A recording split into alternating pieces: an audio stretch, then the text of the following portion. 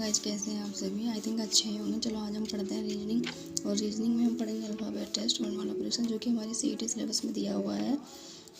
Secondary level, graduation level में और all state exam में भी हमारी रीजनिंग आती है और एसएससी में भी रीजनिंग आती है। आई थिंक आजकल तो सभी एग्ज़ामों में आती है रीजनिंग, तो उसके लिए भी ये वीडियो सफिशिएंट है। तो ये बहुत ही आसान होता है, चैप्टर बहुत ही सिंपल है। तो जैसे हमने ये अंग्रेजी वर्णमाला है, इसको हमने लिख लिया है यहाँ पर ए से लेकर जेड तक, और इसको इसी तरीके से आप अपनी कॉपी में लिख लेना है और याद करना है। ए से लेकर 13 तक यानी एम तक, एम 13 पर आता है, ये प्रथम अर्धांश होता है। और ये एन से लेकर जेड तक यानी 14 से लेकर 20 तक ये सेकेंड अर्धांश होता है। इसको इसी तरीके से लिखना है। तो ये इसके अपोजिट होते हैं, तो हमें याद करने में आसानी रहेगी। एक का अपोजिट जेड होता है, बी का वाई होता है, सी का एक्स होता है, डी का डब्ल्यू होता है। इस तरीके से ये ट्रिक भी है। ए जेड से आज, बी वाई से बॉय, सी एक्स से क्रैक्स, डी डब्ल्यू से दूध वाला, ई वी से इवनिंग, एफ यू से फादर अंकल, जी टी से जीटी, एच एस से हाई स्कूल। इस तरीके से भी हम याद करते हैं। बहुत पुरानी ट्रिक है। और एक ये ई जो टी, ये भी ट्रिक है, इससे भी हम याद कर सकते हैं। E5 पर, J10 पर, O15 पर, T20 पर, Y25 पर। अगर ई हमें पता है कि 5 पर आता है तो इसके आसपास वाले हम वैसे मालूम कर सकते हैं। जेड हमें पता है 10 पर है तो हम इसके आसपास वाले मालूम कर सकते हैं।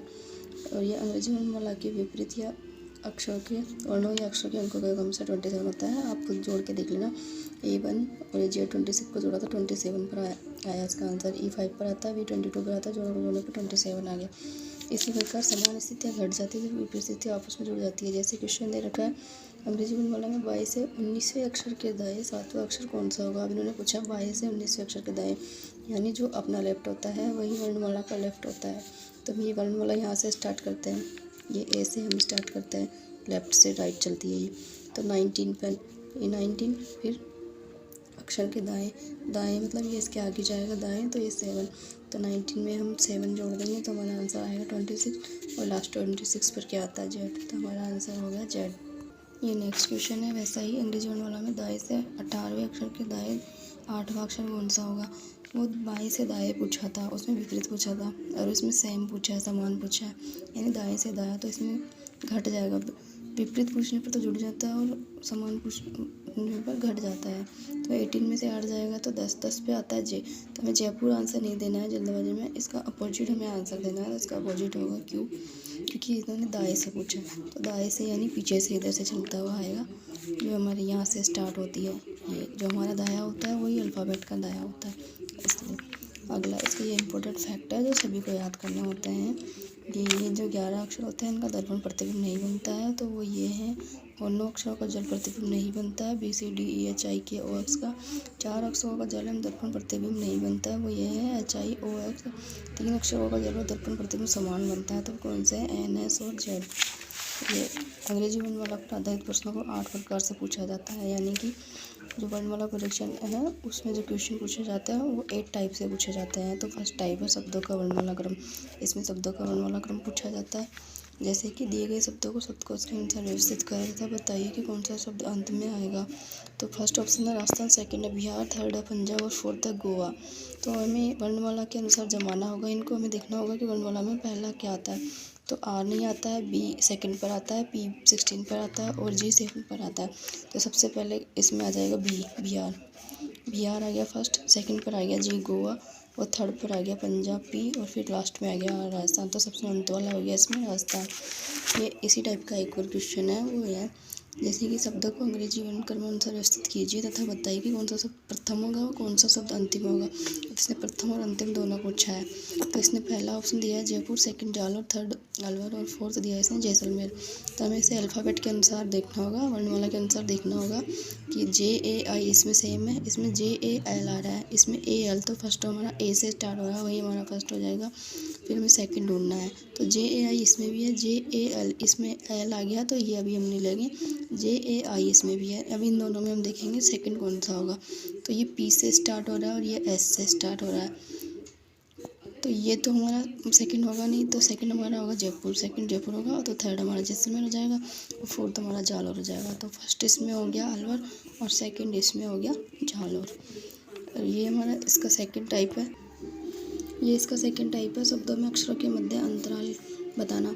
जैसे कि क्वेश्चन दिया है शब्द एप्पल में कितने ऐसे अक्षर युग में यानी जोड़े हैं जिनके बीच उतने ही अक्षर है जितने कि अंग्रेजी वर्णमाला में उनके बीच होते हैं। इन्होंने शब्द दिया है एप्पल, तो ए आता है 1 पर, पी 16 पर, और ये एल आता है 12 पर, और ये आता है 5 पर। तो हमें जोड़े ढूंढने हैं। तो हम आगे ये मतलब लेफ़्ट और राइट दोनों तरफ से हमें ढूंढना होता है। जैसे हम ए के बाद चलेंगे, बी सी डी ई, ई आ गया। अल्फ़ाबेट में भी ई आता है 5 नंबर पर, इसमें भी 5 नंबर पर। तो ये हमारा एक जोड़ा हो गया। अब अगला देखेंगे हम पी से स्टार्ट करेंगे।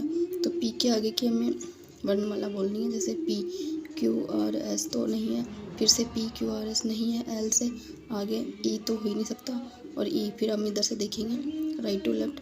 ई के बाद एफ जी एच आई नहीं है, एल के बाद एम एन ओ नहीं है, पी के बाद क्यू आर नहीं है, पी के बाद क्यू आर नहीं है। तो इसमें एक ही जोड़ा है। इसी टाइप का एक और क्वेश्चन है, शब्द नोवेल में कितने अक्षर युग्म है। तो हमने लिख दिया पहले, इनके हम नंबर डाल देंगे। एन आता है 14 पर, ओ 15 पर, वी आता है 22 पर, ई आता है 5 पर, एल आता है 12 पर।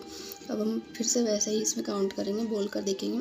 जैसे कि एन है, एन के बाद कि हमें लेटर्स बोल कर देखना है। एन के बाद ओ आता है, तो ये पहला ही जोड़ा आ गया, एन के बाद ओ।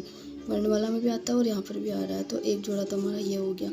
फिर ओ ओ, फिर पी क्यू आर नहीं है, ओ के बाद से स्टार्ट करेंगे।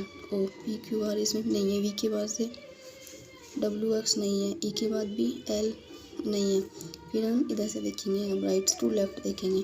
एक जोड़ा तो हमारा यह हो गया। अब राइट टू लेफ्ट, एल के बाद से हम वर्णमाला बोल कर देखेंगे। एल के बाद एम एन ओ, ये ओ ये यहाँ पर आ रहा है, वर्णमाला में भी आता है 15 पर। तो ये क्या हो गया हमारा एल और ओ का जोड़ा।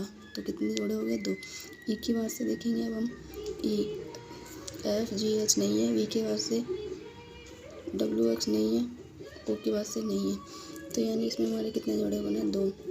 तो बस आज हम इतना ही पढ़ेंगे। बाकी इसके जो टाइप बचे हुए हैं, 6 टाइप बचे हुए हैं, वो हम कल पढ़ेंगे। तो उसका वीडियो मैं कल डाल दूँगी बनाकर, क्योंकि वीडियो ज़्यादा लंबा हो जाएगा इसलिए। अगर आप सभी को वीडियो पसंद आए तो चैनल को सब्सक्राइब करना और वीडियो को लाइक करना। Thank you.